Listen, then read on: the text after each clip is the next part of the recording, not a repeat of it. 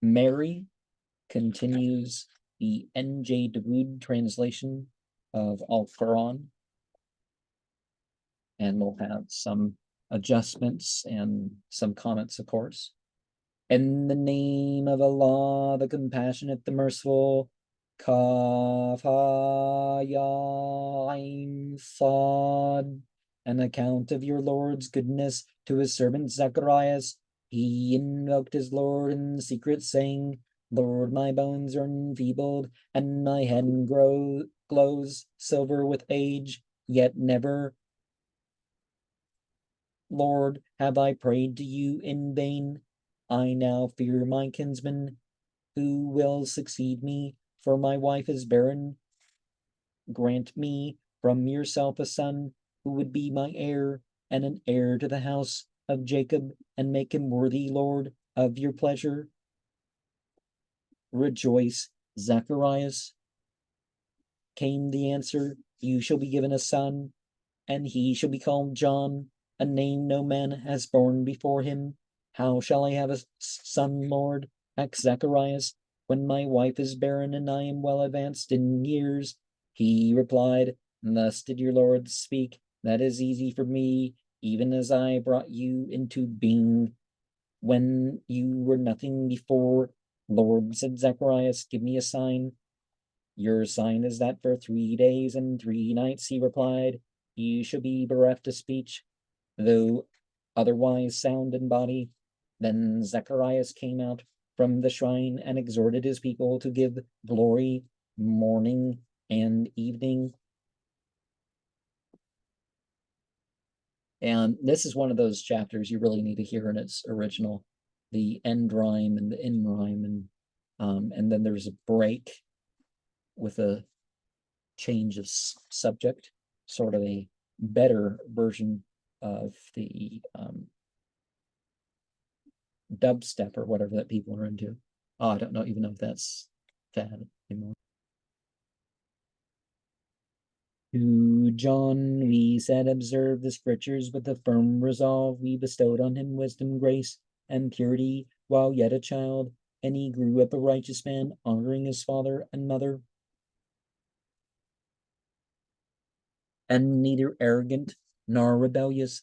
Blessed was he on the day he was born, and on the day of his death. And may peace be on him when he is raised to life.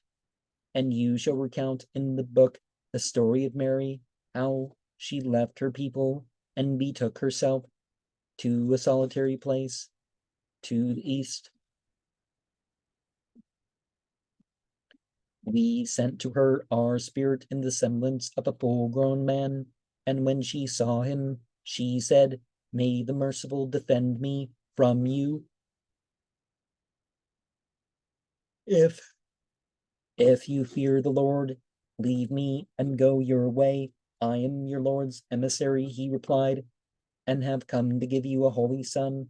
How shall I bear a child, she answered, when I have neither been touched by any man, nor ever been unchaste? Now, chastity and virginity aren't the same thing, but if you're unmarried, obviously chastity is combined with that. By unmarried, I mean that somebody hasn't been divorced either. But and touched, well, see, that also indicates that somebody doesn't lose chastity by being violated. It's just, their body's gone through whatever. So, I mean, that's what that makes me think of. But thus did your Lord speak, he replied, that is easy enough for me. He shall be a sign to mankind and a blessing from ourself. This is our decree. Thereupon she conceived him and retired to a far-off place. And when she felt the throes of childbirth, she lay down by the trunk of a palm tree, crying, Oh, that I had died and passed into oblivion. But a voice from below cried out to her, Do not despair. Your Lord has provided a brook that runs at your feet, and if you shall shake the trunk of this palm tree, it will drop fresh ripe dates in your lap. Therefore, eat and drink and rejoice, and should you meet any mortal, say to him, I have vowed a fast to the merciful. I will not speak with any man today. Carrying the child, she came to her people, who said to her, Mary, this is indeed a strange thing, sister of Aaron. Your father was never a whoremonger, nor was your mother a harlot. She made a sign to them, pointing to the child, but they replied, how can we speak with a babe in the cradle? Thereupon he spoke and said, I am the servant of Allah. He has given me the book and ordained me a prophet.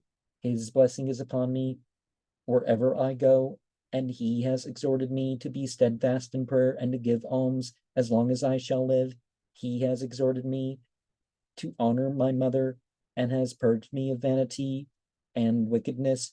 Blessed was I on the day I was born, and blessed I shall be on the day of my death, and on the day I shall be raised to life. Such was Jesus, the Son of Mary, and that is the whole truth which they still doubt.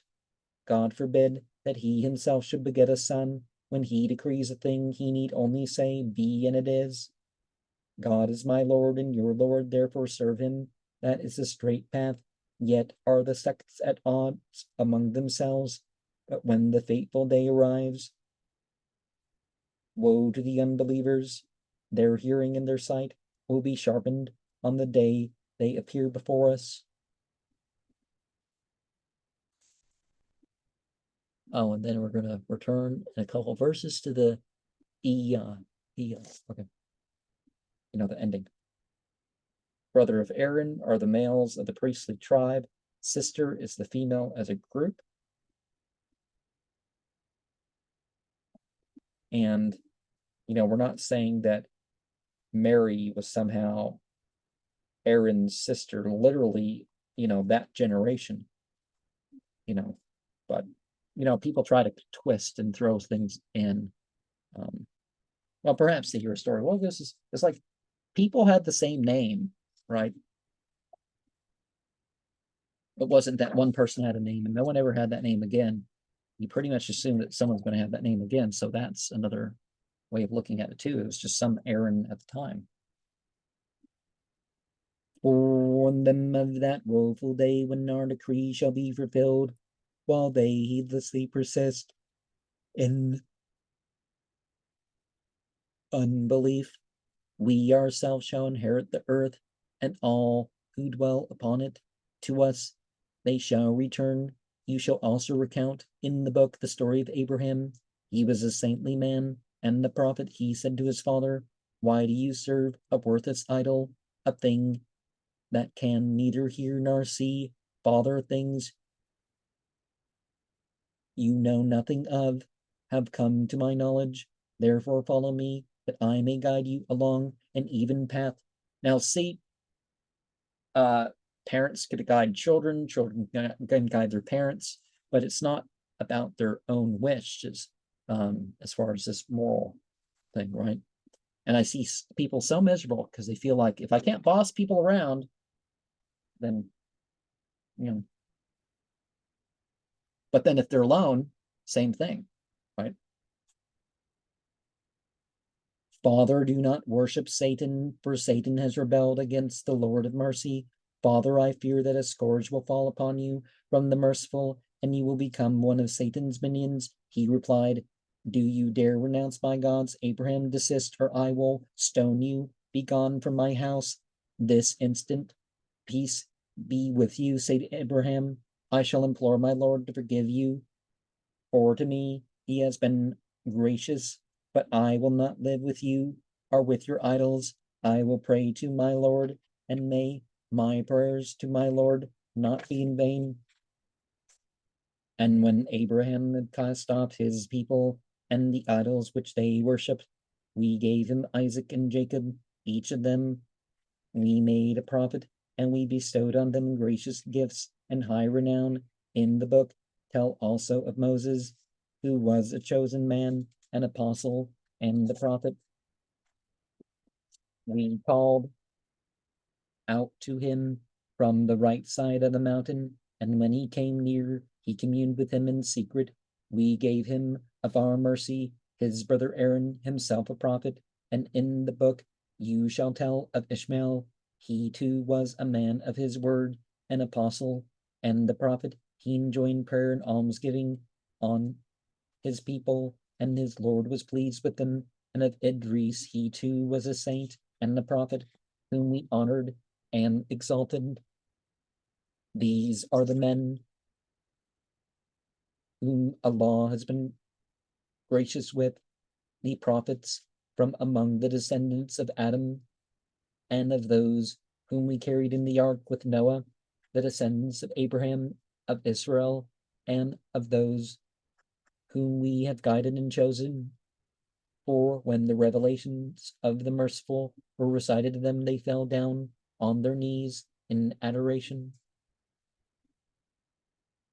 Now, that prostration verse is sort of a productive pressure, fire of water situation. But the generations who succeeded them neglected their prayers and succumbed to their desires.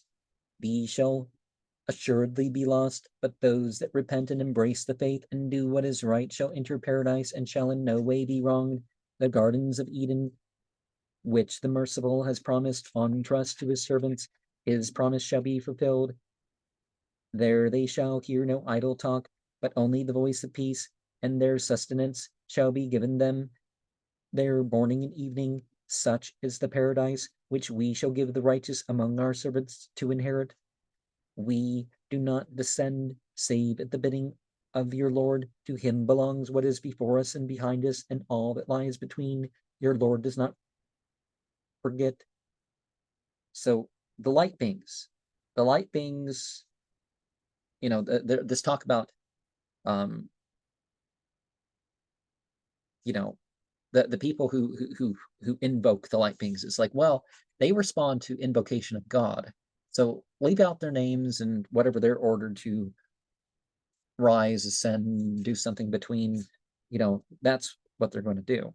So take the side of deity, and even parts of the Rig Veda kind of take that point. You take the side of ultimate divinity, and all the devas, named and unnamed, will take your side in the matter, if that's what ultimate deity decides. And Idris is sort of the Arabic name for Enoch. It's basically the same term. And I'm using the English versions of some of these things to make it, well, I mean, this is what occurs in the text. And it's more easily and readily understandable for those who are just going over the English. He is the Lord of the heavens and the earth, and all that is between them. Worship him then, and be patient in his servants. For do you know any other worthy of his name? What says man? When I am once dead, shall I be raised to life? Does man forget that he created him when he was nothing before? By the Lord, we will call them to account in company with all the devils, and set them on their knees around the fire of hell. From every sect. See that sectarian thing? Even if you're becoming sectarian because you notice some good that group has, this cult stuff, takes you down a notch, right? You'd kneel when you didn't have the choice to kneel. We will carry off its stoutest rebels against the Lord of mercy. We will surely know best who deserves most to burn therein. And see, the devils, the people, the individuals that have chosen to become devils from among humanity and the jinn. There is not one among you who shall not pass through it. Such is the absolute decree of your Lord. We will deliver those who fear us and leave the wrongdoers there on their knees. Now, everybody passes over hell. How wide the bridge that you pass over hell is going to be, the speed you pass over, and stuff like this is guided by the consciousness that you had in this life, the deeds that you've had.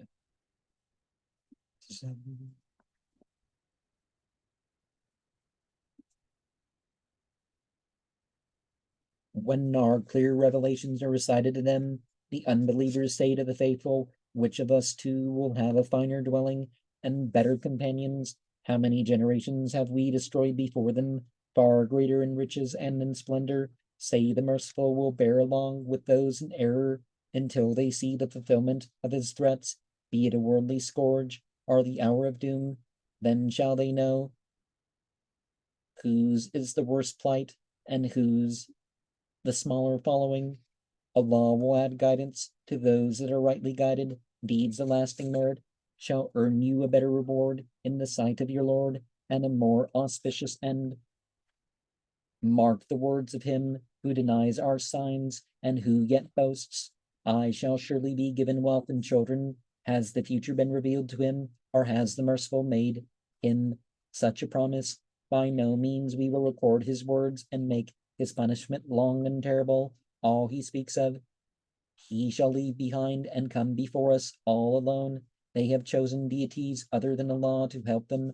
By no means they will renounce their worship and turn against them. Know that we send down to the unbelievers devils who incite them to evil. It's not held back, the tempters. People talk about their spiritual protection, and it's not visualizing purple light or lavender or white or blue or whatever. It's certain beliefs and deeds keep the non-human devils from descending on you.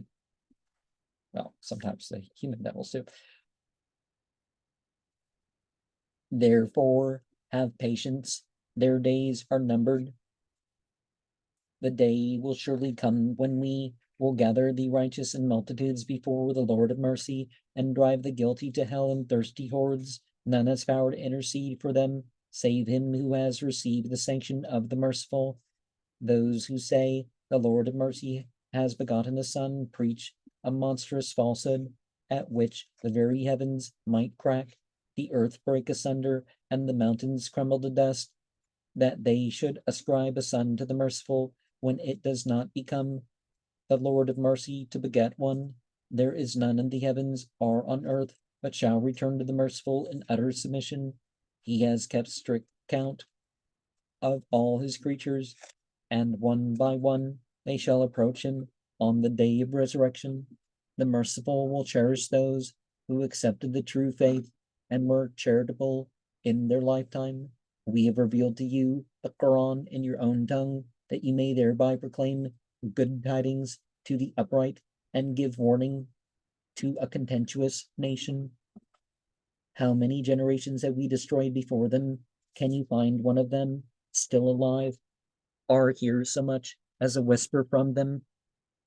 And one of the things about the Quran being in Arabic, just like every other scripture that was in the language of the prophet that it came through, it's self-explanatory right there, that it comes so that they can explain best, that they can live best, that the people around them can live best with the thing. And had it came in another language that was not as in the position that it was, we can't say that it would have had the effect that it has had.